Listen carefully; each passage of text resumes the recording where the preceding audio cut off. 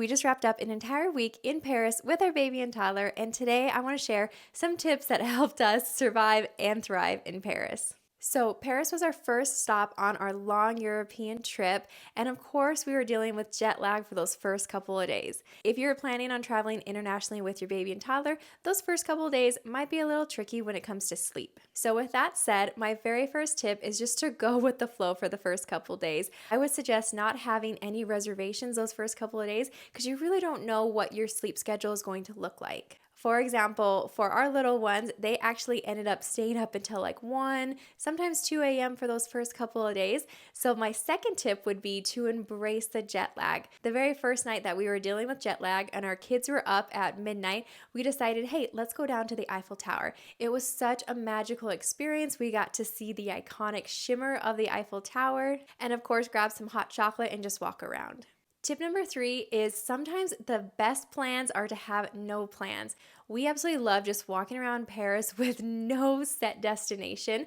There's just so much to see, so much to eat, and for the little ones, they usually have carousels. It seems like all around. So whenever we came by a carousel, we would always stop and let the kids take a turn on it, and it kept things exciting for them. Tip number 4, restaurants can be a little tricky with little ones, especially if you're going to be doing the restaurants downtown Paris. Sometimes they can be a little bit small. You can sometimes eat out on the patio, but you may be dealing with a little bit of smoke. So if you want to avoid the stress of just eating at a restaurant, we absolutely love just going to the grocery store and picking up things for a picnic and heading to one of the many parks in Paris. Like seriously, you're not gonna go wrong having a picnic in the park with your kids. I usually bring a small travel size bubble that I can just entertain them with, and we have a lovely, lovely afternoon or evening inside of the parks.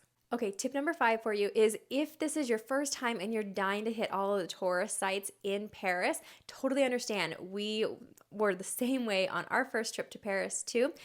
What I would suggest is actually getting tickets to the hop on, hop off bus. This is a bus that goes all around Paris to the iconic sites, and they have stops that you can hop on and then you can get back on whenever you want to.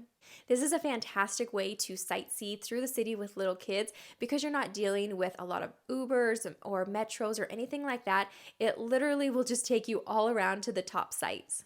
And it's always a pro if they fall asleep on the bus too, because you can continue to sightsee while they're napping on your lap. My next tip for you is to choose your hotel wisely. We love the hotel that we stayed at this last trip in Paris. We stayed at the Best Western Premier, the Blake Paris, and it was a perfect spot for my family because of the connecting rooms.